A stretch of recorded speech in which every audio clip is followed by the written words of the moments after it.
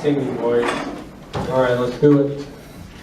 I pledge allegiance to the flag of the United States of America, to the republic for which it stands, one nation, under God, indivisible, with liberty and justice for all. Welcome, everybody. How are you doing tonight? Awesome! Awesome! Woody? We all know Woody's awesome, but I hope everybody else is doing good. I'm Randy Briggs. I'm your club president. Are there any new members or guests or visitors? Not you, Mary. Not you.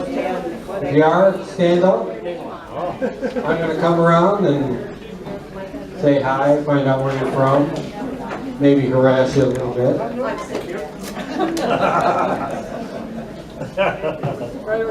Hi, how you doing? What's your name? Vicky.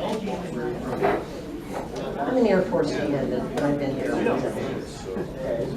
Kind of roam around the country? I roam around following my sister. Oh, okay. Well, that's cool. That's cool. Well, welcome. Anybody else? See, that wasn't too bad. You know. It is not really snowbird season. We kind of double the membership in the winter here.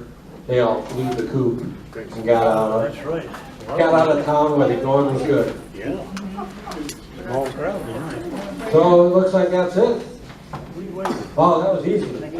See, I'm going home.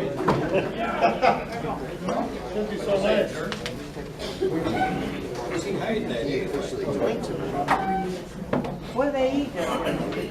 All right. I talked to Roland a little bit this weekend. There were claims around that we've lost the Double J and the Soldier Boy claim. I don't know if anybody's heard that, but I guess those claims were bogus. We did not lose them, and I guess Kevin Hoagland went back out and checked all the corner posts to make sure, you know, he made sure that it was all up to snuff. So I don't know who was spreading that rumor, but that's a bogus rumor. So yeah. Yeah, but you know, I still want to let people know that those claims are still available to go out on. Although I think you did a cleanup out there, or you were out there, and there's some big holes on it. So.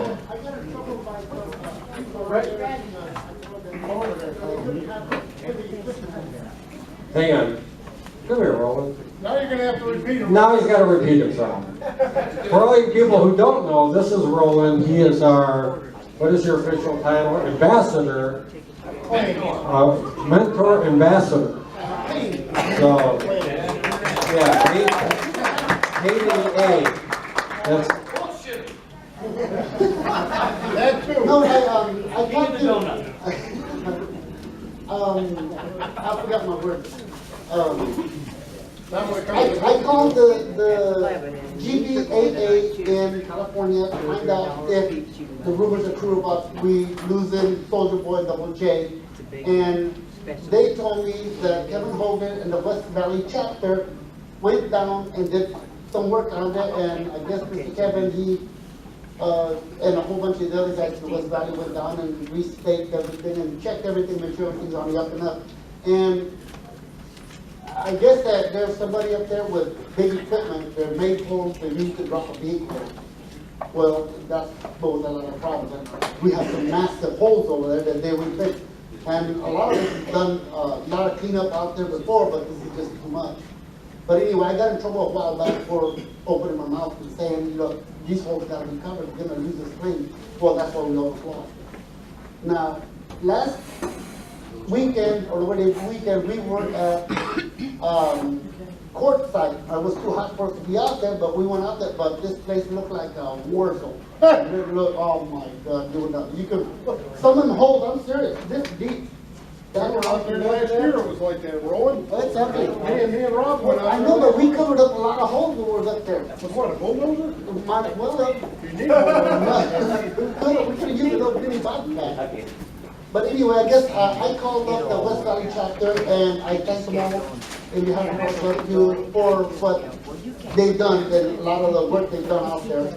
But anyway, I just wanted to bring that to everyone's attention. Thank you. Thank you, Roy. Thank you, Roland.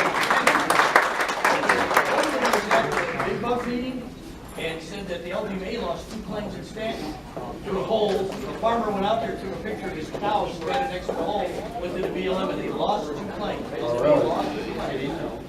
Yeah, the problem with well, those Stanton claims too, they've been in the GPA's existence for eons, so I think they're all panned out. I think that's just more of a place for people to go for a cookout than actual prospecting, They because, lost it for a hole. That was the official reason.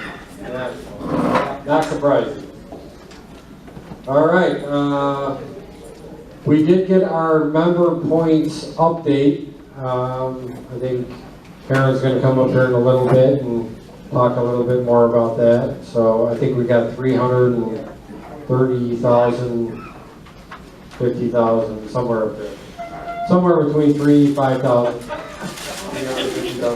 All right, whatever. It's gonna buy us nothing, probably a snuffer bottle and, maybe a scoop, Okay. Maybe. All right, well, Woody will be up here, also talking, what we got to see? What we gonna talk about? I don't talk about anything. I don't want to steal his thunder. Yeah, I should. Does anybody have any questions for me at all? You pointed. I don't know. Well, you guys are an easy crowd. Well, I guess we'll move right on to the vice president, and see if he's got anything on his plate.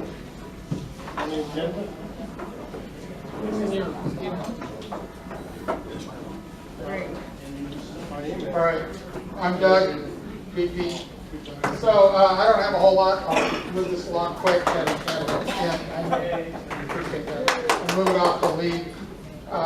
But I just wanted to, I got a letter or not, email from the BLM, and they're just reminding us of the fire danger and that if we have any events out there, we can't be shooting off fireworks and firearms and lighting fires, and so it's just, let's be smart about it. So just wanted to remind everybody of the callings in the fire department. So, please.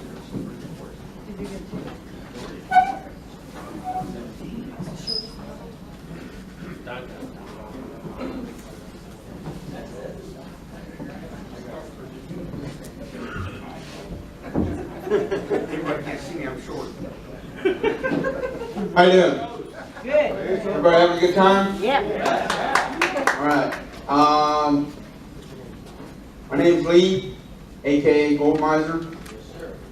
I guess we're going to do a claims cleanup in Soldier Boy on the 11th. And we'll have some gold bags this time around. And so we're planning on doing another cleanup. I haven't made up the date yet on when to do that for Solomon's Gulch, because there's hard access to get to the claims. We want to do some road maintenance. Been talking to John about some other entrances to it, but I guess apparently at the end of that one there's some maintenance to do to that also. You want to try to go down that wash again? Yeah, I'll go down it. I just need better directions. Doug. You don't need He thinks that you gave him bad directions. Not made for a low clearance vehicle. I have four-wheel drive, but the clearance is not High enough. Not yet, until we go out there and fix it, then we can all get it. that Jeep's got better clearance than my Xterra. You say, but yeah, where I probably have 8. Yeah. Anyway, yeah, we're just gonna do a claims cleanup. Soldier Boy. I'd like to have a lot of people there to help out. Sunday, yes. 7 o'clock. Meeting and eating at Iron King Road entrance. 69 and Iron King. Just GPS it. You can't miss it. The big Tammy pile, you can't miss it. Yeah, there you go. Yeah. So. All right. Do it? Sunday. Yes, Woody. I was at, can you hear me okay? Yeah. I was at a meeting on Big Bug this last month, and Kevin Hogan came and gave a speech for the club, and he said that they just got through doing the cleanup on Soldier Boy. That the West Side chapter went up, did a cleanup, and they had to throw some people off of the claim.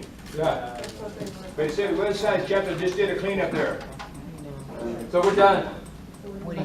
So, you know, Now we can go to Double J He then. just missed that whole. there you go. Come up, camp at the house. It's gonna be an easy day. We can check it out, and then if it looks good, we'll go to Double J and see what that looks like, That sounds good to me. and then go prospecting. Hey, did you clean out my hole on fire? Meet at my house and then Where go. I was dressing, did you clean that out? Of course. Of course. No, I didn't. No, we didn't. I stayed away. Somebody went from nice spot and worked its way down. I did again. Yeah. Just meet at my That house. That would be it. None of them all go over there and clean your hole out. Sorry about your luck. All right. Guess I'm done.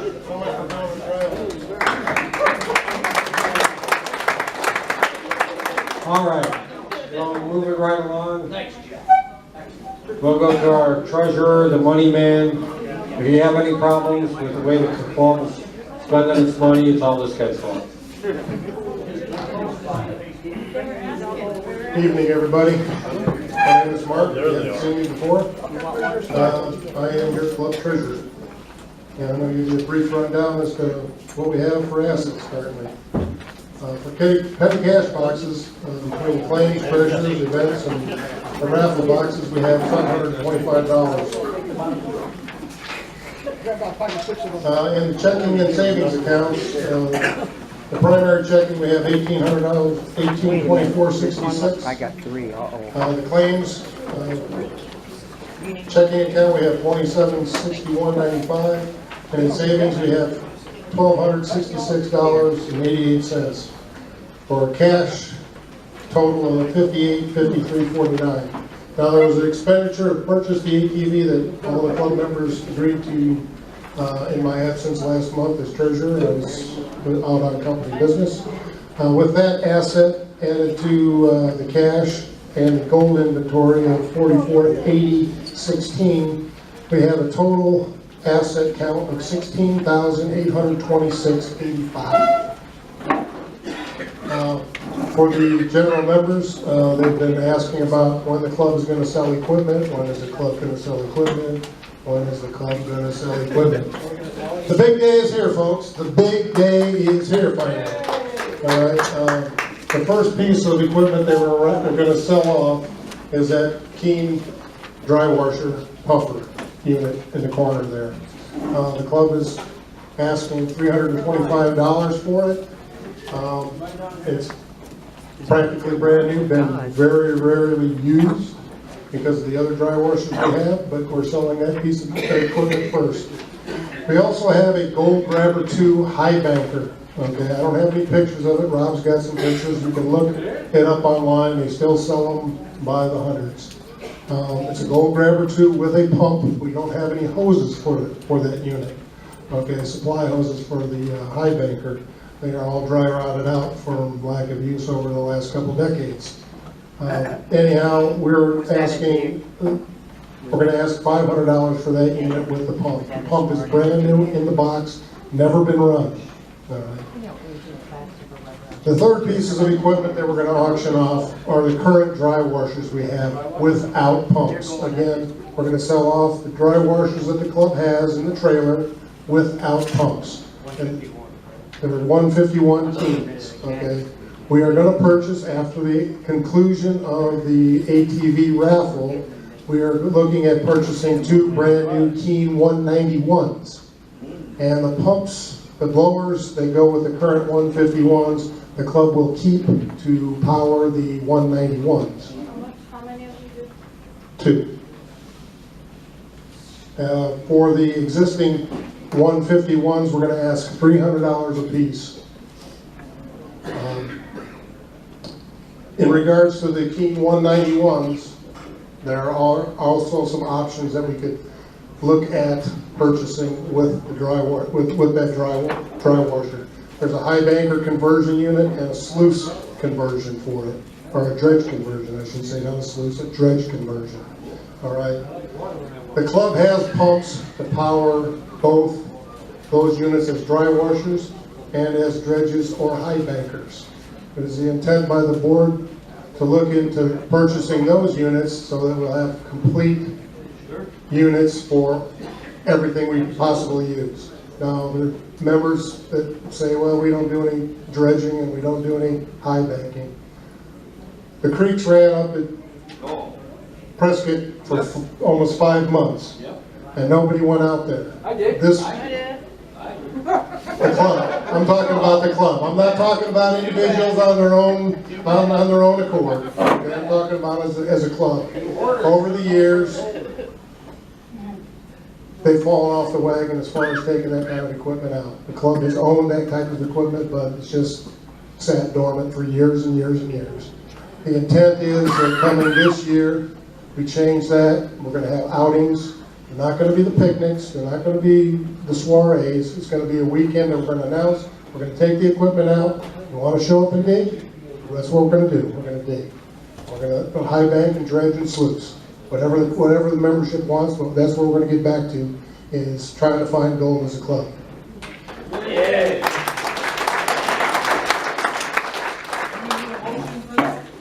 Not at this time. Not at this time. Have a soiree. First thing is going to sell. We're going to sell off the other equipment like I listed, okay? But as far as buying the 191s, that won't occur until the conclusion of the ATV raffle. All right. But at that point, that's when we're going to look at getting those units.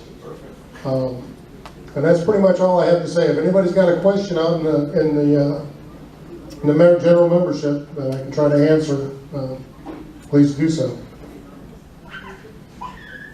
All right, that's all I got. Somebody have a question about false information. Well, how many people have 151s? I don't know. Well, I know you do, Jim, you know. Do you have enough people to shovel the dirt into it? That's the only thing I'm wondering.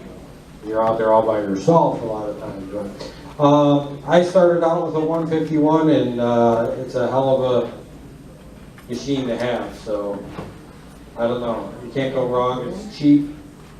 All these are cheap, so they've been around for a while, so if you're new in buying equipment, you might want to get your feet wet with some of this stuff. So, where are we at? Yeah, I don't know where I'm going, Rob, yet. All right, Rob, come on up. You know, you look like you're going to have to struggle to get around all those tables. You know, make an effort, you know. Looks like he's got a boatload of badges up there, so maybe you guys might want to check and see if he got it. My name is Rob. You know me, you've seen me. You know what I do. If you look at this table, you'll see there's a bevy of name tags. If you haven't found yours yet, it's not here. So if your name is up here, please come and take your name tag, because I'm probably going to put these away. They've been out for about 3 months and nobody's picked them up. Item number 2, as you all know, we're doing renewals for membership for the private claims tonight. Most of you have already seen me. If you haven't, I'll be here next month if you can't do it this month. Beyond that, I'll reemphasize the ATV raffle we're doing. Very easy to buy a $40 ticket, and it'd be a great deal to win that, dude, because if you're a GPAP club member, the club is handling your federal prize tax for you. You can't beat a deal like that. So, other than that, I don't think I have anything else right now. Does anybody have any questions? Yes, sir.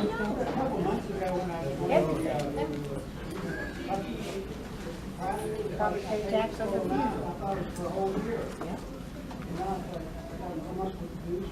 Come and see me after the break. All right. We're looking for new stickers right now. for the private claims tags for your mirror hangers. And we haven't found them yet.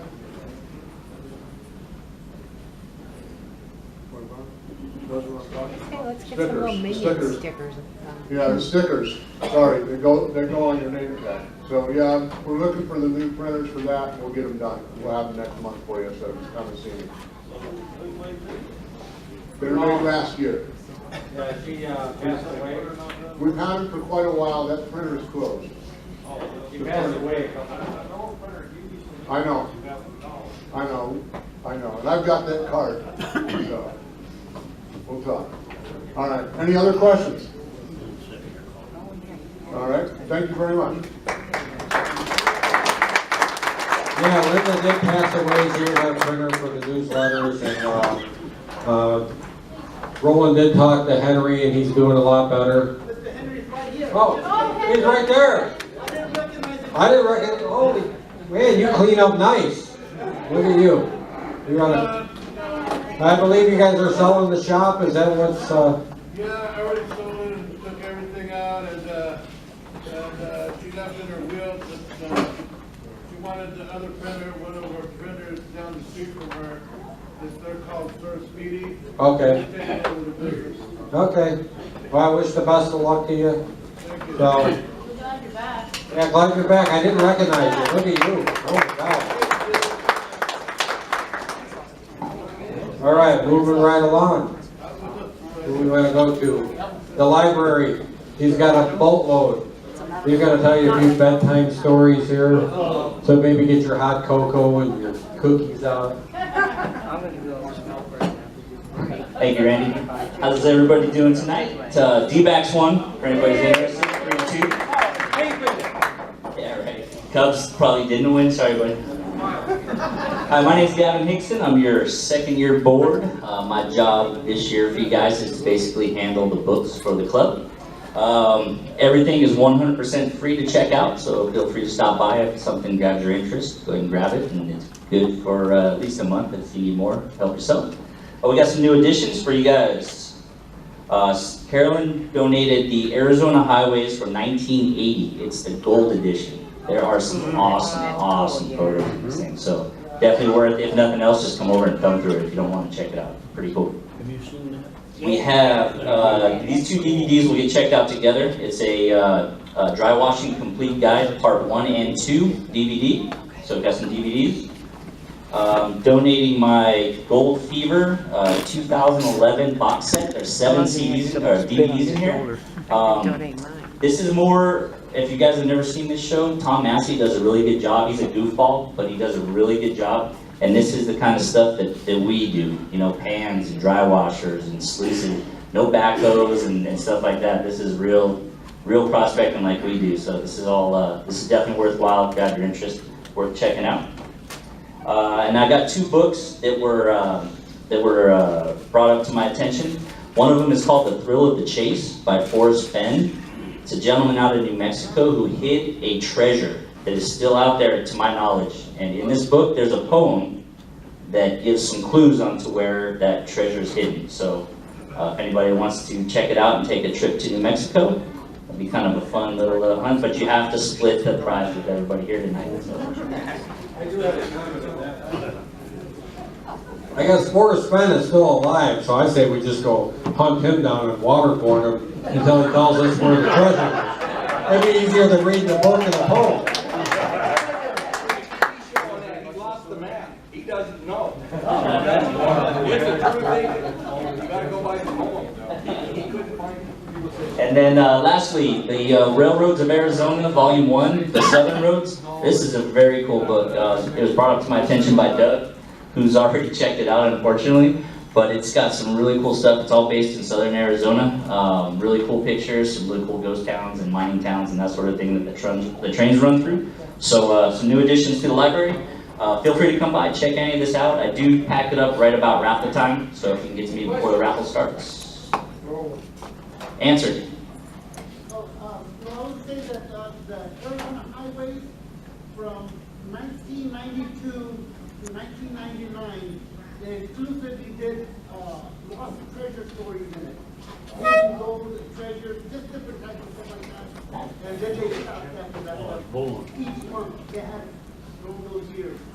Thank you, Roland. So if anybody can catch that, old school Arizona highways. All right, so that's all I got. Take a book home today. You know, it's a long summer, you might as well read it. They buy the dry washer, send them the video. You know, maybe you got a table you got to level for a month, you know? So. All right, moving along. Who we got? Our media? Bring it in. Hide behind the camera over there. Really?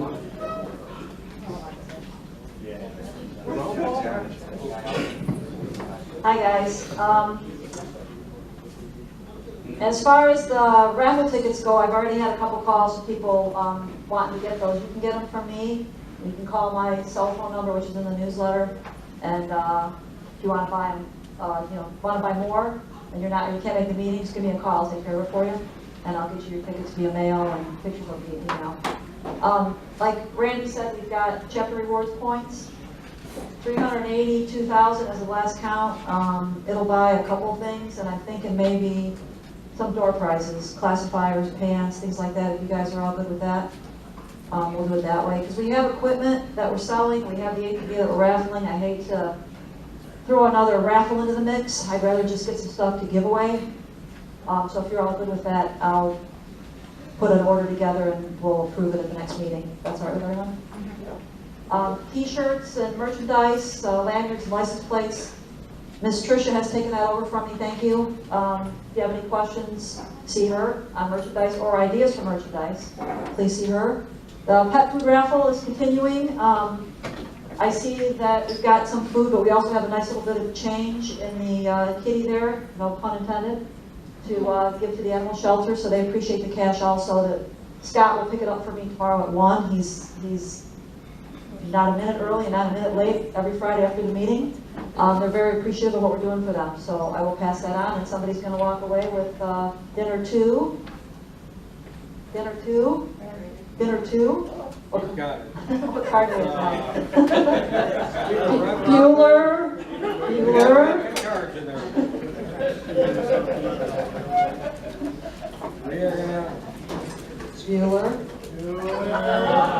Drum roll. Somewhere. Jack in the Box, yeah. Boston Market. Boston Market tonight. So somebody's going to get a nice dinner at Boston Market tonight. So thank you guys for donating. Newsletters are, whatever's left are available. If you want to get it via email, give me your email address and I'll definitely forget to put you on the list. And if you, they're posted on Facebook too, so you guys can get on Facebook. I think that's all I got. Any questions? We're all good. All right. Thanks, guys. Boston Market, I'll take it. I got one right by my house. So. Hey, and I got the winner. Oh, okay. Hey, Woody, why don't you come up here? Tell us how life in Dewey is. The life and times of Woody Wampler. Where it never Coming rains. to a show, TV. Where it never rains.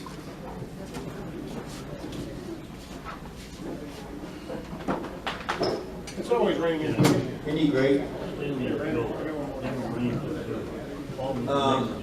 Hey, have it out and it's gonna rain. At the Dewey Humboldt School this year, we had 13 people come up and help teach the kids, and it was really, really awesome. A lot of fun. And then the mining tour was a big success. We had a lot of fun. We made $324 for the museum. I think that's great.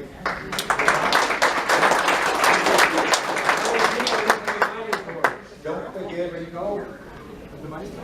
week from Saturday, we have the ice cream social. If you want to come up and camp, spend the weekend, that makes it really nice. It makes it a lot easier for you to come up, just instead of doing a turnaround. But we have a lot of fun. We play a lot of games. You're really going to miss out if you don't come to it. Thank you. he failed to mention that this is the first annual Leo Martin Memorial Ice Cream Social. It's just a little bit over a year ago that Leo passed away, so I know we all missed him. Oh, I'm sorry. It's her, you know, Leo will show up, trust me. As we all know, last year when we were there, Leo decided to show up and stir the pot and steal all the raffle tickets out of the bin and ruin a few canopies. He's definitely gonna be there in spirit. He'll be there in spirit, we know that. And as Woody said, his home is open for you to come up and camp out for the weekend. It's a lot closer to be from his house and go to the park than it is to drive all the way from the soup bowl down here. One more thing, you can answer. A and B was gonna be closed on Saturdays up there in Prescott Valley, but he's not gonna be now. He'll be open every Saturday. Okay, he was just saying that A and B prospecting is going to be open on Saturdays. He was going to close for the summer, but they changed their mind, and they are sponsored by Ice Cream Social. and they are our main sponsor for the Ice Cream Social, as they have been for the last few years. As far as the games go, we kind of do the same games we do every year. We are going to have a panning contest, and they are for nuggets. So Mark is loading up the wagon. He's going to be, you know, barely making it up the hill with all the gold he's carrying. So we are going to have, you know, professionals, speed panning, men's and women's contest, as we do all the time. If you've been up there, if not, you're missing out. We also do have like a novice rookie division. So we have a total of 4 nuggets going there. We have a nugget for a pan toss, and we'll have a nugget to raffle, and also we do, yeah, we do some games and stuff, you know. All kinds of, you're gonna bring your washers up there, and you know, just a fun time to hang out. It's not really prospecting, but there is gold. You know, you might be able to twist Woody's arm and, you know, tell him to lead you down the creek. And if they want to go panning on Rose Creek right there at the park, they can also do that because yeah, I mean you can walk, you know, not more than like a mile with a 5-gallon bucket full of gold, and you know, there's all kinds of gold down there. I mean, you know, go there, grab if you have a recirculator at home, go down there, grab a couple buckets, bring them home, and you're not supposed to do that. I never said that. BLM's not listening. But, you know, you're not supposed to really take the dirt, but you can always return it the next week and just take it.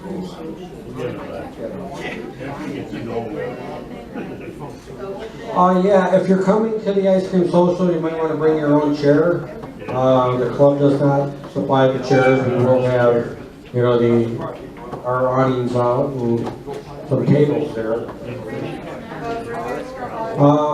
We do, you know, if you have like I want to bring a pie or something, like I say, A and B is supplying the ice cream. You know, sometimes people come by and they bring a pie or some brownies that we can, you know, double dip and load up on the carbs and calories and make it fun for all, you know. But we should have like the ice cream and whipped cream and stuff like that. we supply the ice cream. He gets the permit because he says there's a lot of money because he lives up in Prescott Valley. So we're out of town. Otherwise, we'd be paying another $125 for a permit to be there. Maybe sponsorships for that part. Right, yeah, we know that. Okay.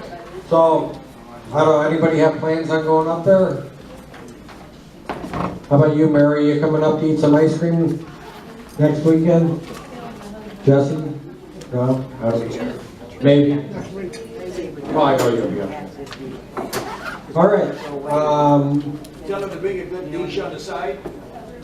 Well, I told them, yeah. I usually have them bring like some brownies or pie or something, you know. I like cherry pie. You know, Rock Springs is right on the way, you know. I like cherry pie. Woody likes cherry pie? That sounds like a request.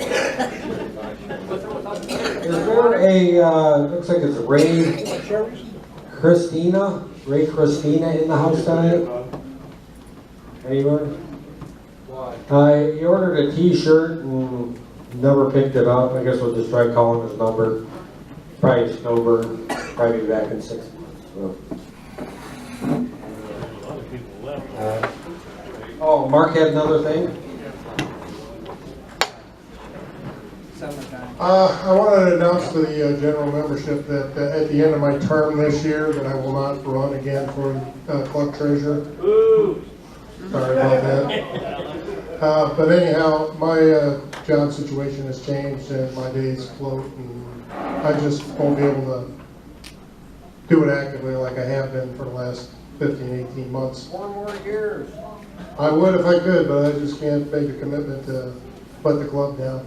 So I just wanted to bring that to the club's attention, so somebody might want to think about it and talk to me in advance. The election for my position won't take place till November, but they'll bring it up around October-ish. But I want to give everybody a heads up that might be interested in taking over the treasurer's position, so I could kind of maybe talk to you about it if you had questions about taking over the position. Anyhow, that's all. With that being said, if you have a meeting soon, whoever takes it over compared to what he had to pick up when he took it over. Yeah, he's not gonna leave you in the lurch, I'm sure of it, you know, like he would. It's gonna be a lot better than when you. It's all straightened out. Yeah, so, and if it's something that you wanna do, I mean, you know, this is your club, I mean, you know, we're only a couple jokers up here, you select it. Stewards of your money. You know, if you don't like the way we're doing it, it's your fault. But, I mean, it's nice to get new blood in here, and, like I say, if it's something you want to think, we really could use the help, and, he could even retrain you until it's time to take it over, or whatever, so, see what we do. You're missing out, because we go to Jerry's restaurant, and, we do nothing there but just laugh about all you guys. Well, with that said, why don't we just take a little break now, because it's a kind of lighter day. Aaron's going to give us a little. We can swamp our good friend over here.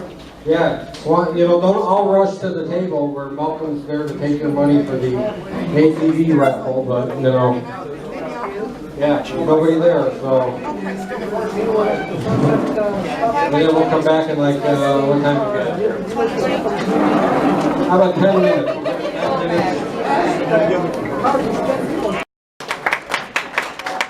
We're trying to break your legs here on the extension cord, but, welcome and enlighten us on everything that's happening down. My name is Erin Hickson. I am a forensic scientist and a forensic artist for the Phoenix Police Department. So if you can't see the PowerPoint, it might be kind of boring because it's a lot of pictures. It's the only way I can entertain you guys. So I'm going to go through what we do in the crime lab. I'm also going to, I work in the firearms section, so of course I'm going to focus on that one because we're the coolest people in the whole lab.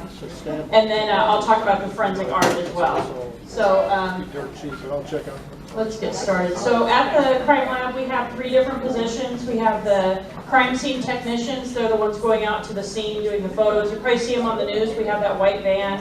It says Phoenix Police Department. Laboratory technician, that's how I started. I actually started at 911. I was a 911 operator, and then I did radio and told officers what to do. It was awesome. And then I finally transferred to the lab. I just kept applying until they would hire me. And then I was promoted to forensic scientist, and that's what I do now. So this is what the lab looks like. Now there's some plants out front. They grew up and they're really pretty, and then they all died, so that's what you see out front now. What's that? No, we don't do forensics on the plants now. So the first section I'm going to talk about is the crime scene response. Like I said, they're the ones that actually go out to the scene. They're taking photographs. They're doing all kinds of stuff. They go through a lot of specialized training to be a crime scene technician. They're available 24/7, so we have a lot of staff for the crime scene section. Like I said, there's their van. Probably see that on the news a lot. They do a lot of photography. That's the main thing they're doing out there. Sometimes they go up into the helicopter. That Glendale, we just had an officer-involved shooting that had like Glendale, Peoria, and Phoenix. We had to do the aerial shots, so they went up in the helicopter and did photographs of the crime scene of that one. They do fingerprints. GSR stands for gunshot residue. So if we think somebody shot a gun, we take these little sticky pads and we stick them to people's hands. And if somebody shot a gun, they're going to have gunshot residue on them, usually. If they're sweating, it's going to come off. If they wash their hands, it's going to come off. So just because we don't find it doesn't mean that someone didn't shoot a gun. They do DNA swabs. The electrostatic dust print lifter is really, really cool. It's on a smooth surface. They actually hit it with an electric charge and the footprint will stand up. You can see it. It's really cool. So it basically makes the dust that was stuck to the shoe stand up.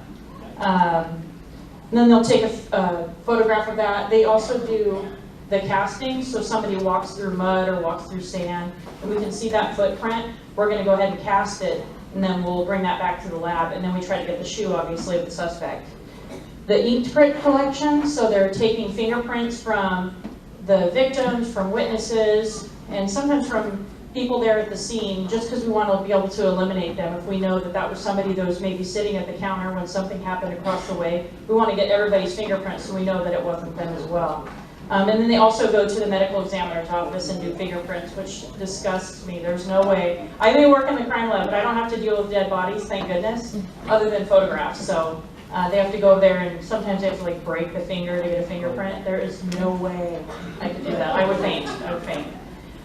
Bullet impact testing, so they're testing for lead and copper to see if a bullet actually went through a hole. Maybe it was actually something made by something other than a bullet. Trajectory, you probably see that on TV where they stick the rods through and take a photograph. So we have to have a beginning point and an end point to show where that bullet went. Alternate light source, that just means a flashlight. We have them, we have the LED ones, we have the regular bulb ones, and then you just turn them at different angles, and it's pretty amazing what you can see. We had a case where a husband had killed his wife by putting a black plastic bag over her face to smother her. Well, you couldn't really see, but when you turn the flashlight to the side, you could see her nose, where her eyebrow was, and everything. So it was pretty interesting. Oh, cool. Wow. Blood spatter, I'm sure you've seen that on TV too. So we can tell directional and that kind of thing. So again, they're out of the scene all the time, in the heat, in the cold. And again, they see dead bodies, so I could never do that job. That's disgusting. And then we have the evidence processing unit. They're actually called something else now. They keep changing stuff on me. But basically, anything that comes into the lab that needs both fingerprints and DNA, it's going to go to them first. Because if we swab for DNA and then we want to do a fingerprint, the fingerprint's gone, right? Because we just swabbed it off. So they're going to do chemical processes. They bring up the fingerprints in all these pretty colors, take photographs of them, and then they'll swab for DNA. So a lot of the guns that I deal with go to them first, which is really nice because I don't like to wear gloves. So that helps out. Toxicology, this is actually where I started my career in the crime lab.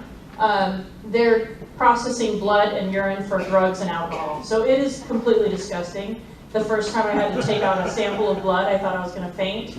And then I had to take out a sample of urine, and then I just wanted to throw up. So it's pretty disgusting section. But it was really good training. I've testified over 250 times in court, mostly on DUIs.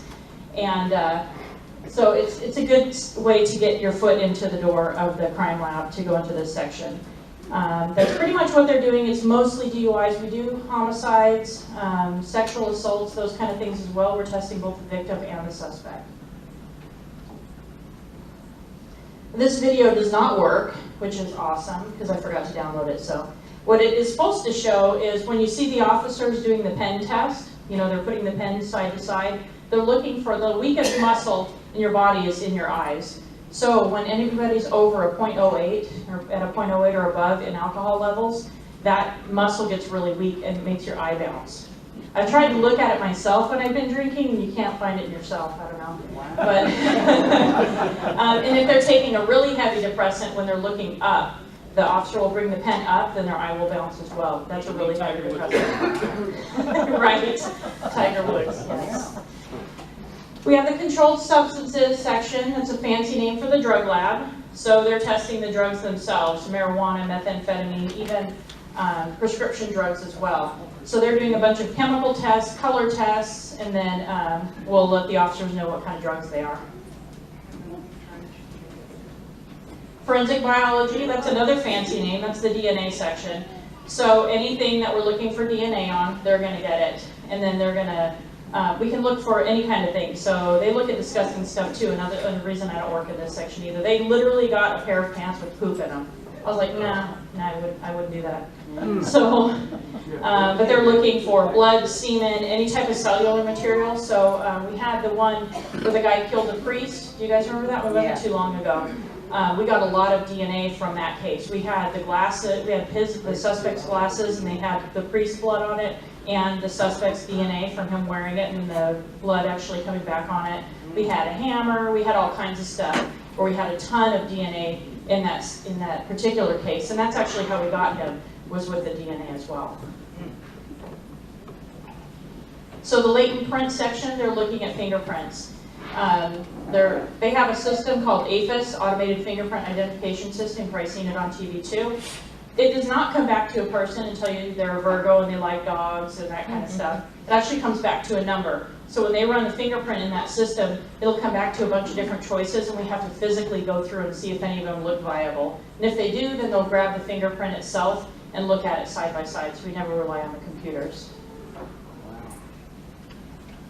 And then we have trace and arson. If I'm going too fast, just holler at me. I tend to talk fast. Or if you want me to go faster, I could, so just let me know. Trace and arson. Trace is blood, hair, tissue, fibers, anything small.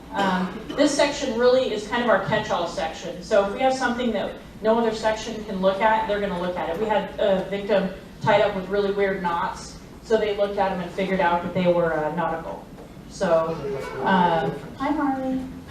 They'll look at hairs, but they're literally just going to say that it's similar. We don't say anything beyond that. Mostly hairs nowadays, we're looking at the root and we're going to do the DNA. So we don't really do much with trace. Again, my hair's got a bunch of different colors in it, so just because you find a blonde hair doesn't mean that I did it. I mean, I probably did, but that's not what it means. Fibers, they're going to do the same thing. They're just going to look and tell you that it's similar, and that's it. Paint chips, that's a little different. So we have a lot of hit and runs here in Phoenix. So somebody gets hit by a car, and then we find paint chips on the victim. When we find a suspect vehicle, they're not only looking at the color of that paint chip, they're looking at every level of it. They're also looking at the chemical makeup of it. So if that all matches up, that's obviously going to give us some good information. They're the ones that are looking at those shoe prints and tire prints that the crime scene is pulling up. They're going to actually look at the shoe and see if they match up. And they're the ones looking for the gunshot residue as well. But like I said, just because it's not there doesn't mean that they didn't do it. But then if I shot a gun in here right now, a lot of the people near me are going to have gunshot residue on them. It doesn't mean they fired a gun. So it's good evidence, but then it's not sometimes. So we still collect it. And then they're doing the physical comparisons too. So tape, we have victims tied up with tape, and then we find tape at the suspect's house. Now with duct tape, they're not only looking at the tear mark between the edge of the victim's tape and the suspect's tape, we're also looking at the makeup of it. Duct tape is made all different ways. It's got different numbers of fibers in it, it's got different levels of glue, so they're all different. So that's going to tell us something too. And then headlamps, everybody knows when you flip on a light, not so much with LEDs anymore, but when the light burns out real quick once it's turned on, right? But what happens is that filament gets really hot and then it breaks.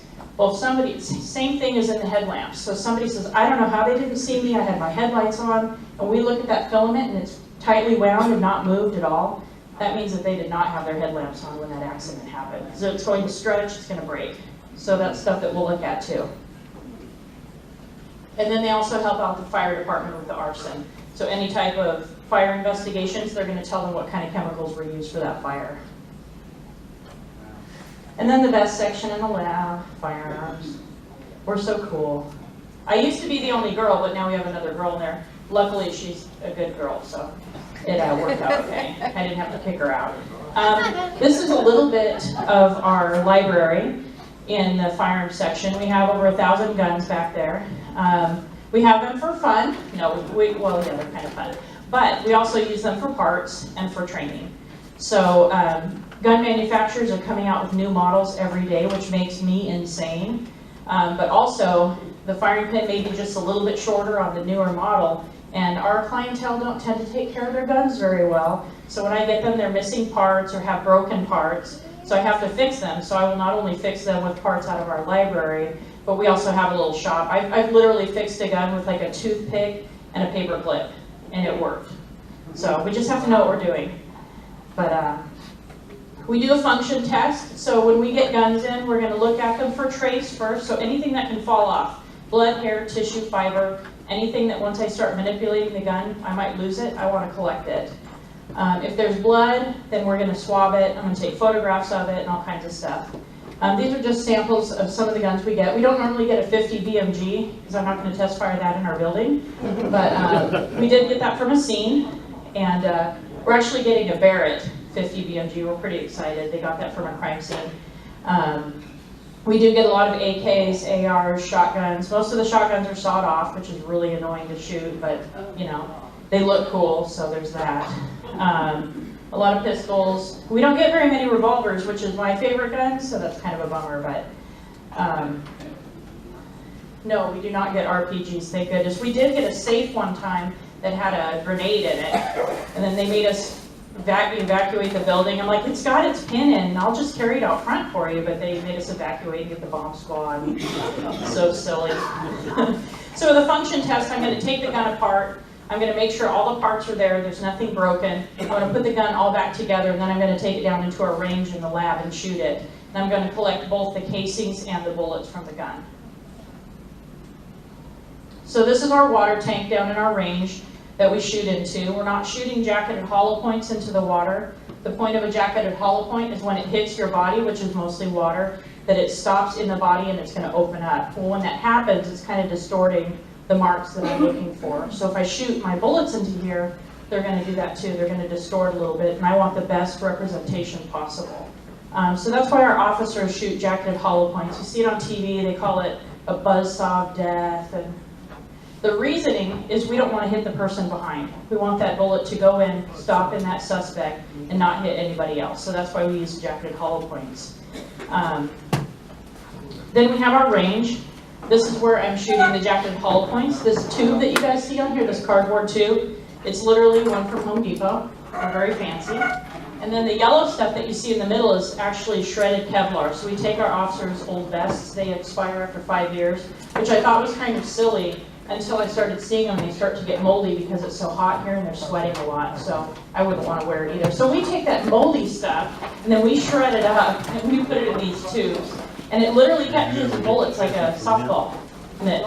So with the softball mitt, it's just going in there. We just pull the Kevlar out and we get our bullets out of there. Now when we shoot AKs and ARs, any type of rifle rounds into there, they go kind of deep and that stuff is really staticky. So you can usually tell when I've been in there because I'm covered in that stuff. And actually I find it in my laundry all the time. But shotguns will shoot down range. That I found out in the garage, and then a dead bird, just because we don't get the X-ray guns very often. So there's not really we use it more for sight there.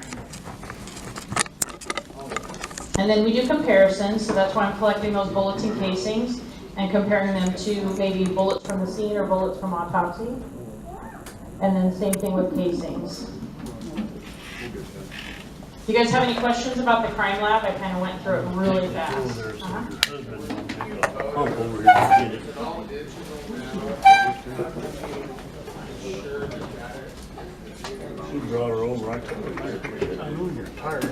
We do. Everything is digital now, even our crime scene photos. We have to save the original. So everything has the metadata or something. I don't really understand all that, but it's got something in the background that says when it was taken, and then all of the specs on it. Yeah. So we have to keep all of the originals when we take photographs. Yes.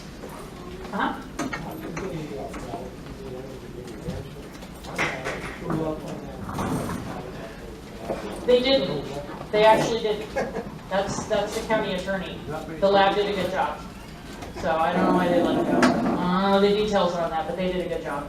So there's something with the county attorney. I'm not sure what's going on with that. They sell them now. Yeah, they used to destroy them, which made us want to cry. Because we would go down there and see these beautiful relics, and they would destroy them. It was very painful. But now they sell them. I think they sell them in big lots to companies. I don't know if they sell them to individuals. Yeah, they do something like that. But they do have an auction fairly, I think every quarter or something, and they do sell stuff, but I don't know if they sell the guns.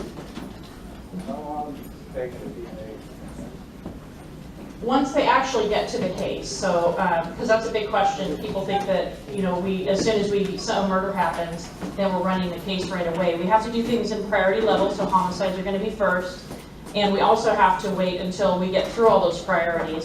But it can take 6 weeks to do DNA once we get started with it. So, and like if you ask about a gun case, it could take a day, or it could take me a month. If I'm doing a distance determination, it's a lot of documentation. I want to make sure that I am crossing every T and dotting every I when we're doing our work. So, but with DNA, it does take a long time, and that's once we've gotten through our priorities and we're getting to the other cases. Uh-huh. At a crime scene, you say you go around and you pick names and people and all that. Do you also swab their hands? Yes. You mean for gunshot residue, or you mean for? Gunshot residue. Not necessarily. It depends on what's going on at the scene. So what he asked is, are we testing everybody at a scene for gunshot residue? What we're doing is we're talking to the witnesses, we're talking to the victims if they're still alive, and trying to determine who the shooter was, and then we're going to do gunshot residue on the most probable people. The reason we do that is we have limited resources, and it literally takes 12 hours to process one stub. So we need to make sure that we know what we're doing. Same thing with DNA. If we go to a scene and there's cigarette butts here and Bud Light cans. I drink Bud Light, but that's always at a scene, I'm just saying. If you see Bud Light, there probably was a crime there. Not at my house, maybe. But so we have to be probative. We have to really, like if we go to a Circle K, we want to make sure that we're collecting the best evidence. So do you think DNA on the front door that everybody pushes to get in is going to be a good source? No way. It's going to be so mixed, we're not going to be able to do it. So we want to find out, did the suspect maybe touch a bag of chips or have a drink in their hand? That's the kind of stuff we're going to look for. So we do a lot of other stuff before we start collecting the evidence itself. Any other questions? In my line of work, occasionally I wear gloves, rubber gloves. And I've noticed that this kind of climate, when you do take them off, they're full of perspiration. Do you ever do DNA on gloves found at a scene of That's one of the best ones. People do it all the time.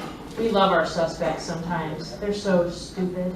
That's awesome. So what they'll do is they'll use gloves to commit the crime, and then they literally take the gloves off and throw them in the garbage on the way out. I am not even kidding. It happens all the time.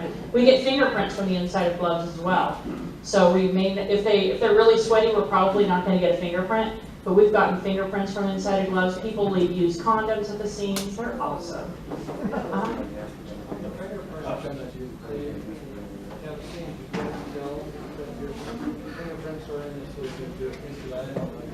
Well, now, if we're doing elimination fingerprints, so you were a witness to it and we're taking your fingerprints, you're not going to go into our main system. We're literally going to have that as a reference, but we're not going to go in. We have to have a reason to put DNA and fingerprints into our main system, so into APHIS, into CODIS. We can't just put anybody in there. There has to be a reason. So if we have an unknown victim, their fingerprints and their DNA are going to go into the system because they're unknown. That kind of stuff. So we will not just put a witness in there. I read recently that you shouldn't have your DNA tested or whatever sent off to a company because they know your DNA now. Do you or to contracting companies to compare the DNA? Not even a little bit, no. We have to have our own database that's federally regulated. I worked in airports. My fingerprints are filed with TSA. Do you access those when you run your fingerprint check? I honestly don't know what the APHIS system does. I know I'm in the system, so maybe it's very possible I know teachers are in the system, so there are those kind of entries as well.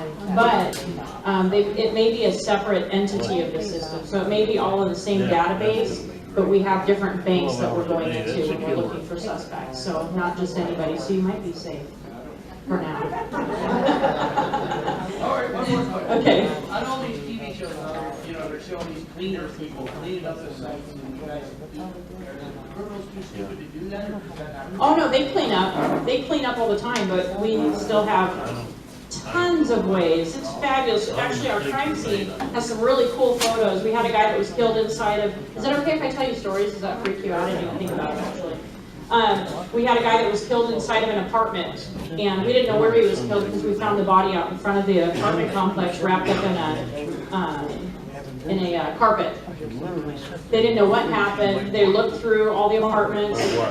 All of them were blank. We weren't sure. Well, about a month later, we got a tip that one of the empty apartments was where they think it happened. They go in there with luminol, and you could see that there was blood everywhere.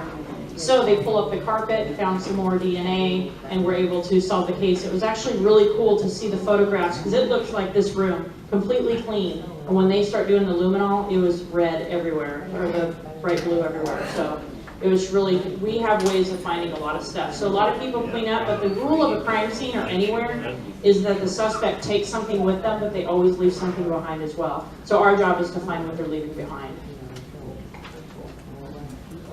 All right, I'm going to go on to the forensic art, and then I'll be done. All right? So I started the Arizona Forensic Artists Association. We're a group of forensic artists around the state of Arizona. We help out other jurisdictions. I do drawings mostly for actually MCSO. I don't do any for Phoenix because our artist is a turd. But anyway, I also do them for Scottsdale and Tempe PD as well. So I just help out other jurisdictions as they need it.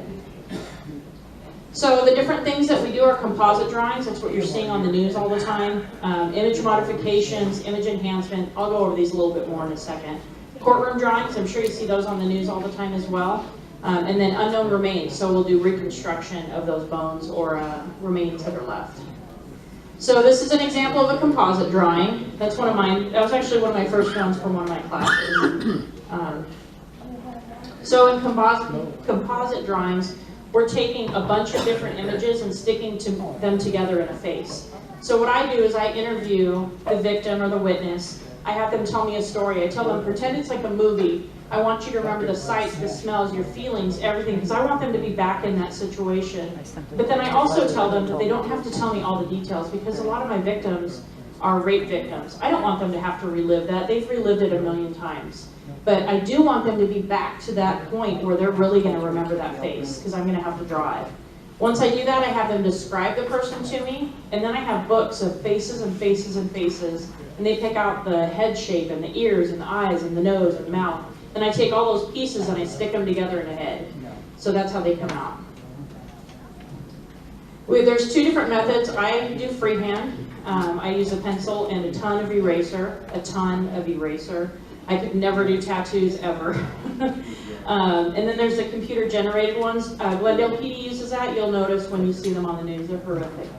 And they will provide a lead on the case. They may provide new information as well. Sometimes what the victims tell us, because we're getting them right back into that incident, they don't remember to tell the detectives different stuff. So we'll make sure to go over what the victims told us. We can inform the detectives as well.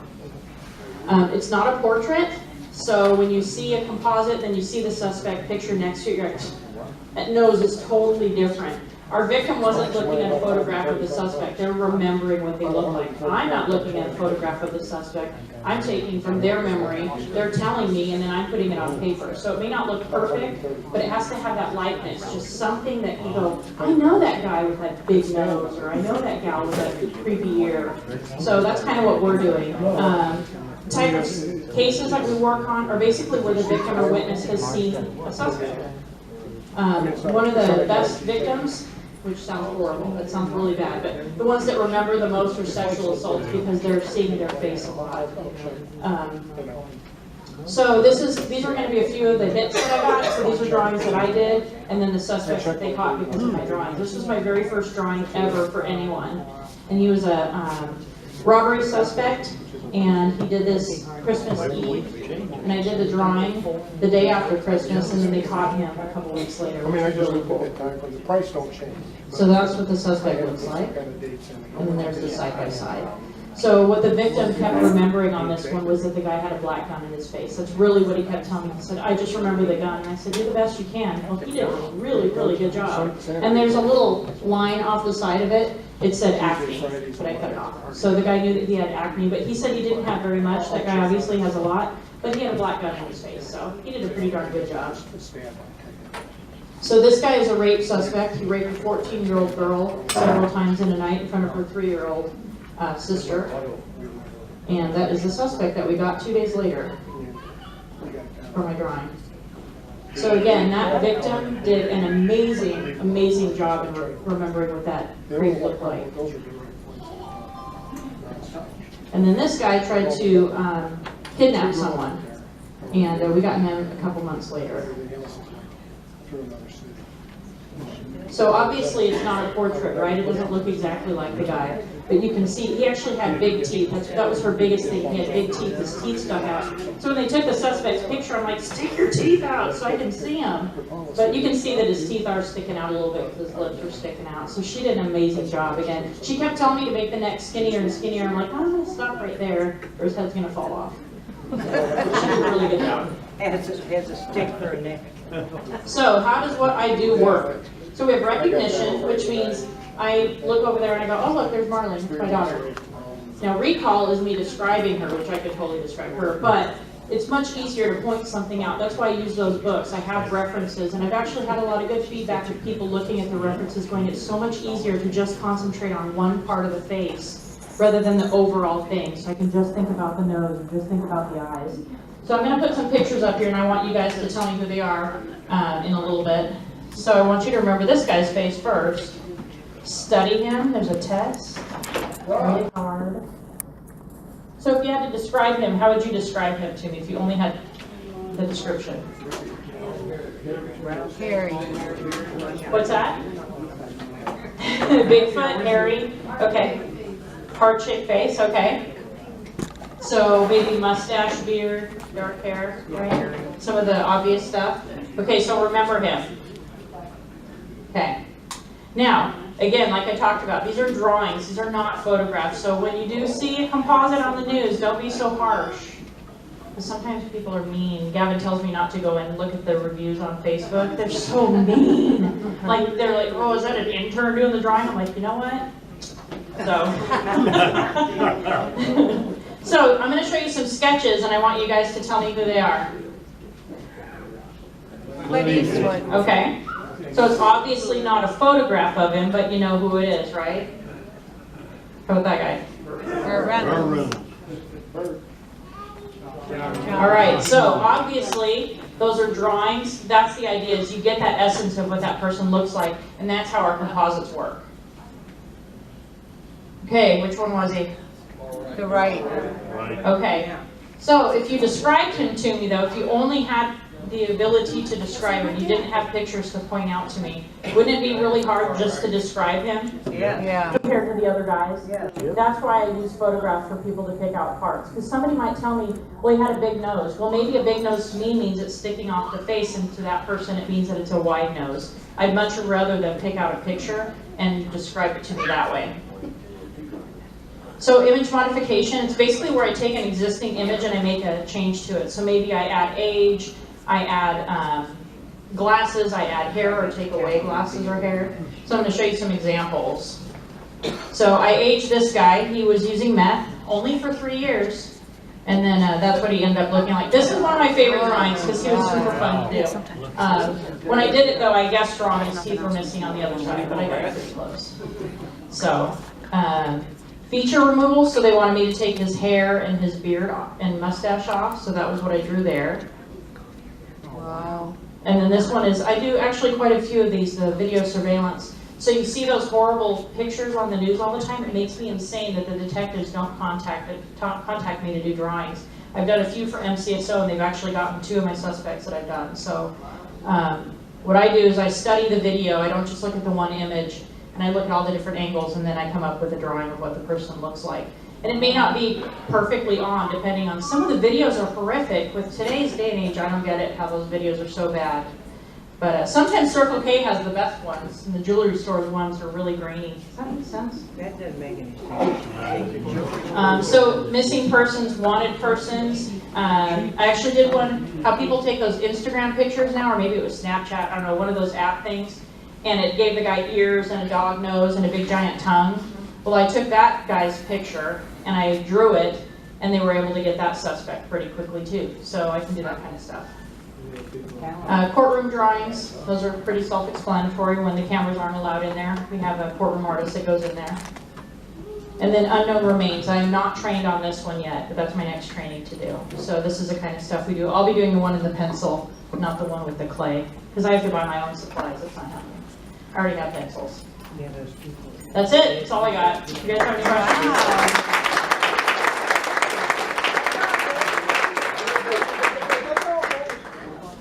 Fascinating. It is. I wish I was that talented. I'd draw stick figures. I want that to be my job. I did not want a serial killer drawing. I was at SeaWorld. It made me so mad. I was like, you needed me finally. So no, that was not my drawing. That was my coworkers. Darn it. Oh my God, this is a fun job. Right? All right, that was awesome. So you know not to rob the Circle K's, because they get very good pictures. Go for the jewelry store, okay. I would like to ask Woody Wampler to come up here. Woody has something he wants to get off his chest.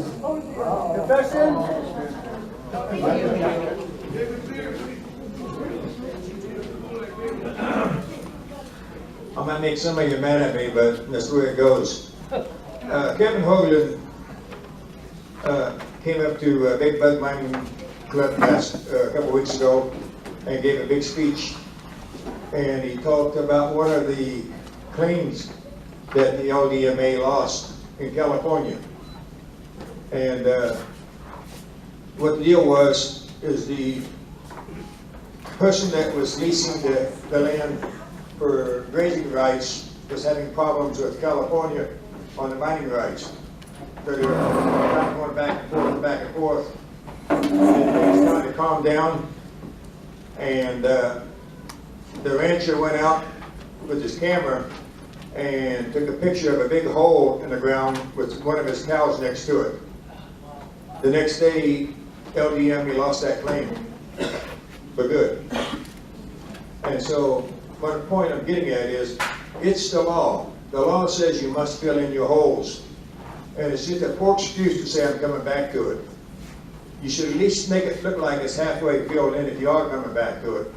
And you should even hide it if you're coming back to it so you can. But it is the law, and we can lose our claim just as easy. All it takes is for somebody in BLM to see one of them in a bad spot, and you yank it from us, and then we lost the claim for good. So, my point is, fill in your holes. If you see somebody not filling in their holes, tell me about it. I'll be the asshole. You know, I love the club, I love the claims, I don't want to lose them.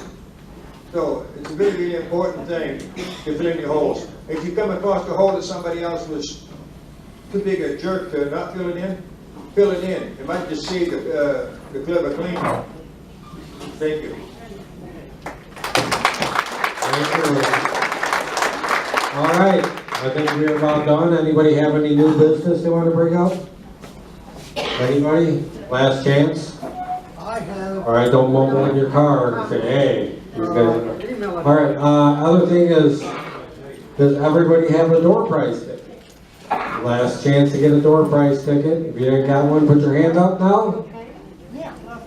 I just can't get her on. I just had That's it? Going once? to my lunch sound wrong. Going twice? All right. Then we had long eggs. Now, next thing is I need a motion to adjourn the meeting. Oh, hang on now. Quick, thanks to the gentleman here, I'm sorry I didn't get his name. Just donated 3 pretty sweet books, one on geology and some other good ones on superstitions. So 3 more books. Thank you very much for donating this book. Thank you. Back to previous business. Need a motion to adjourn. Second. Thank you, Mike. All right. I guess we're adjourned. Okay. Well, it's your lucky night. It's a little bit smaller crowd, but we still have the 10 nuggets, so I hope you all bought some tickets tonight, because it looks like the club, you guys are cleaning us out. We might have to reevaluate our number of nuggets we give out. No. No? Everybody wants more. We want you to give out 90 nuggets. One for everybody. This is the door prize. It's your pinkish red ticket, white border.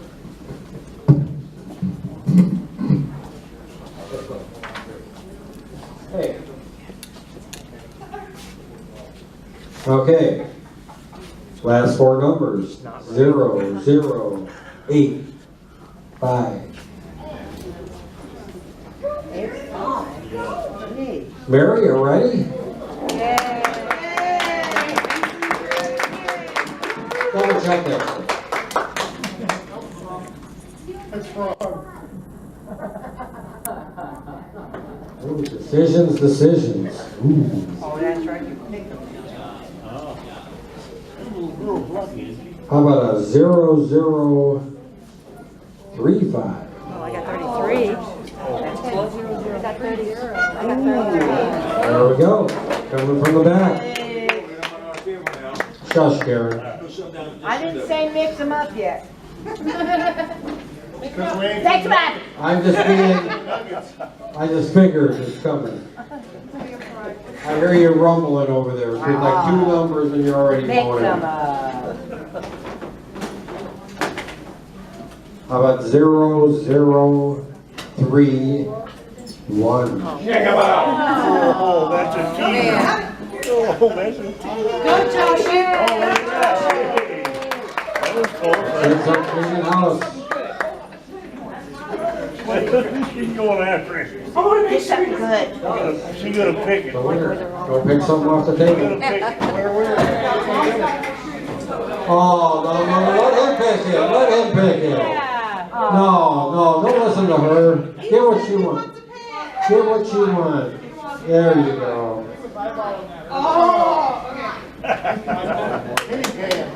Zero, 0, 9. Beat him out of that. This is for the milk.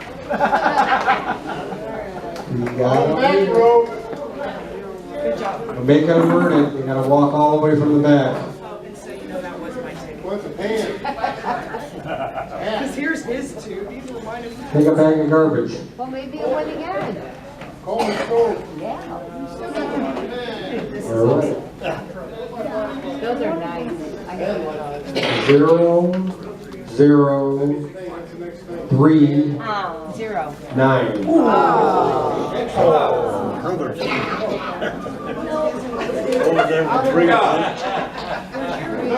She's 3. I'm 3, 3. 3, 3.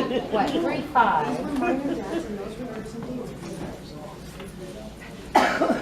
And now for the ATV. Oh wait, that's it. Oh, God. 0, 0, 6, 8. Mix them up. Hey, what number do you have, Roland? What number do you have tonight? I just gotta make sure. Take the blue pen. Make him mad. Make him mad. Take the blue pen. You know he wants it. Make him cry. Whatever it is, I wish my block would. I will. All right. I can't believe that's been out there so long. Maybe a lot of rocks back. Maybe a lot of rocks. 0, 0, 2, 3. Damn it.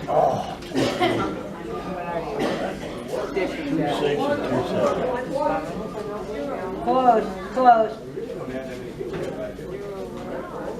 Look at him in there picking the chickens. I hear you over there. You know, your voice carries, you know. I know. Oh, there goes the blue pan. Sorry, Roland.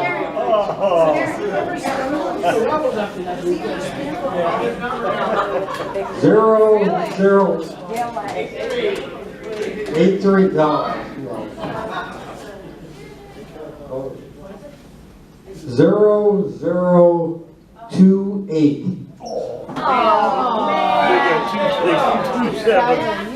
He's not crying about it. Are you upset that I called your number? Damn teasers. What number? Spin it around. Come on. Not the ladder, little. Just a little? Yeah. How about 005? Oh. 9. Killer. That was a little. Higher. 59. Mike's not upset either. Are you upset, Mike? He's the nicest guy. He's so nice. What do you got? What do you get, Pat?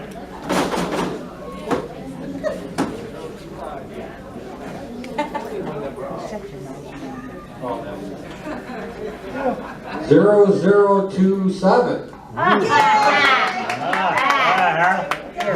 Go pick some. I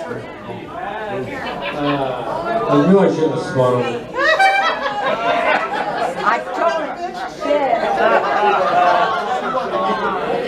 Boo. Everybody can boo her.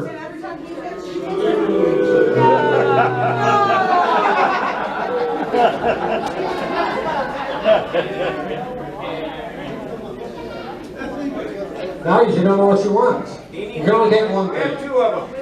Just one. All right, at the bedpan. All right. 0025. Oh, that's close. You wanted the cane. One off. Damn. That was close. He could have called 2 in a row almost. Both of them. I'd have sent it right back up there.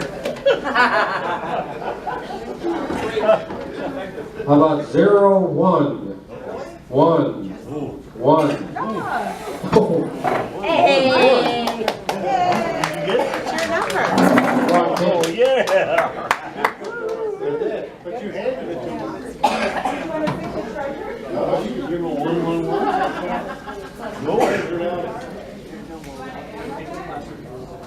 and you know I got hit. Man, that'd be sexy, that light blue hat on it. Nope. Bottle opener. Can't go wrong with that.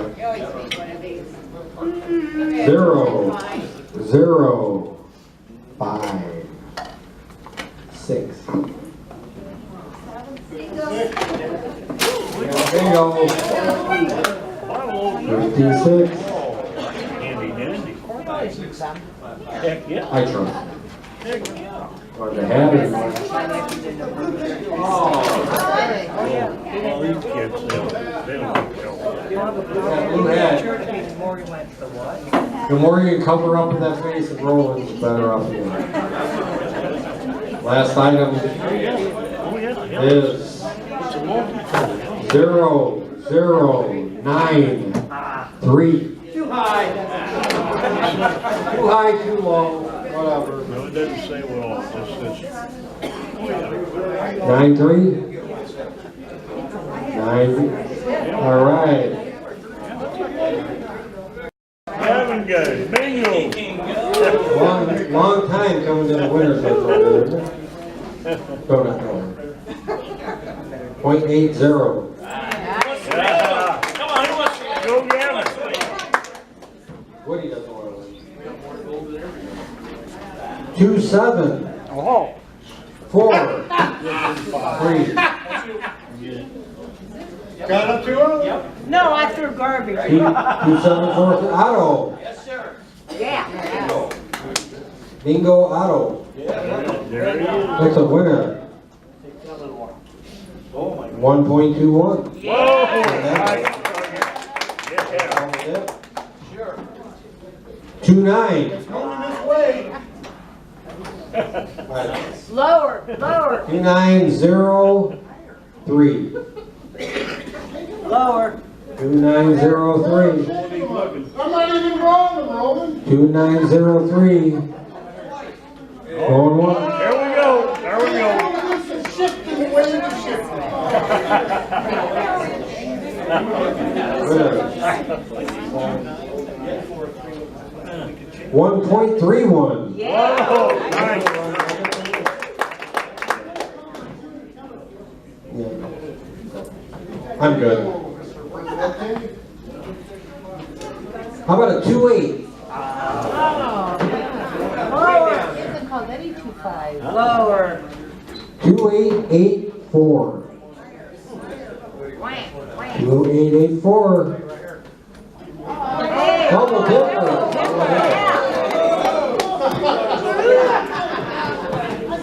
I'm gonna double dipper on you. Double dipper. He's gonna hide them nuggets, I can guarantee you that. Did he go? 0.79. Yeah. I got it. One more time or we shoot you. 2986. Whoa! Hey, The Michelle! gold miser. Where's the gold miser? Oh, she was ready. Come on, Lee, come pick it up. No.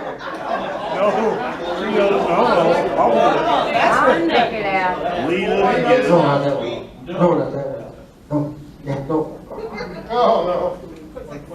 Oh, 0.65. Oh, well. Nice. Let's go. Let's go. Better than none. That's right. 3, 2, 8. 8.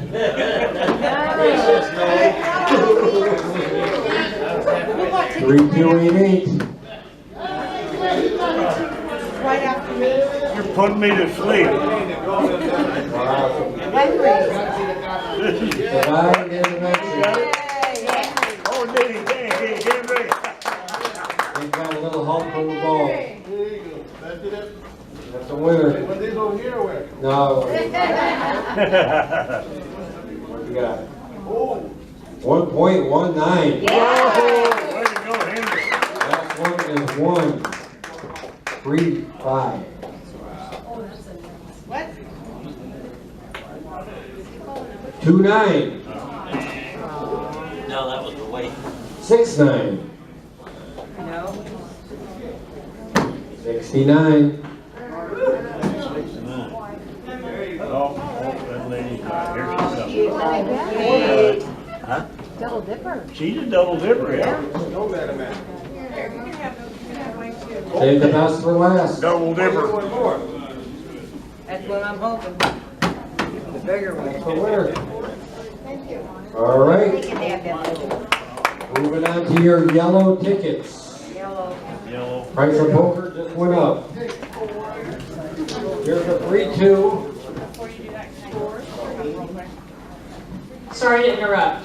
I forgot to say that if you guys want to do a tour of the crime lab, maybe we can get together with maybe someone can put it together and I can give everybody a tour. So Wow.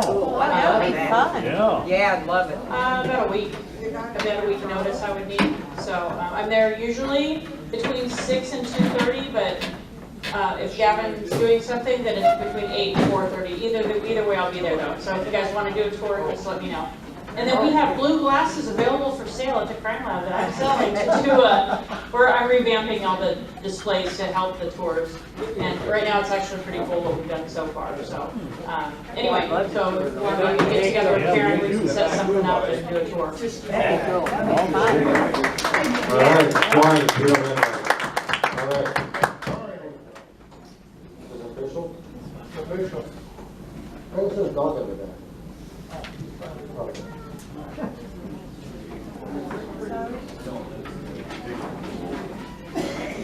4, 2, 9, 9, 4299. Going once. Bingo. Who's got the bingo? Burn it. 4299. Yellow ticket. Must be you, because you're like the only one. Oh, there you go. Is that like 5 Triple times? dipper. Double dipper. Triple. Triple dipper. Triple dipper. Got it. Carly, she had that ticket for you. Yes. 4299. That's a winner. Yay. Call him out in the park. I feel like Mike Levy was back, because he used to do that all the time. I know. Just come out of the blue. No, it's just a little 1.61. Whoa, nice. That's almost worth not taking. Just give it You're to so me. lucky. One time I drew my own. How about a 4-2? Yes, 9-0. He sprung them. See, now that's what you like. They don't waste time. Give that dude. Mix them up. 1.47. This is a 1.46. Brick from the bottom. I'm sorry, Don. 4-2. 6-9. Oh. Back row. Oh, there he goes. But there's always a chance for the quarterly. I got one more. 69. 69. Winner. All right. We have a quarterly, and we have a quarterly gold specimen, and a runner. Is it silver or a mineral specimen? So I'll give you your choice at either one for the first one. Yeah. You can have the gold, or you can have Okay, these are all different. the dirt. Okay. Pink tickets. Pink or Does anybody red? want to win this? It's pink or red, right? That'd be 18 to win. There's red ones in that bucket too, right? Yeah. Yes. All right, I'm thinking deep. Come on. Deep, deep, deep. Come on. Do it. Do it. Runner-up is? Last four. Really? You didn't get it. 7. Got that one? 7? Yeah, I got that one. Good. 7-3. 7-3-6. 7-3-6-5. Hey, there's a We winner. got a winner. So give you the choice of Somebody got lucky. which one you want. The Yay. gold Or the mineral. or the mineral. Mineral's worth more. Yeah. Yeah. Oh, he just wants the gold one. Well, the better one's right here, the mineral. Yay. Double dip it. All right. For the rock of dirt. Man, you sound like a coach. 7-2. No. 50. 7250. No? 7250.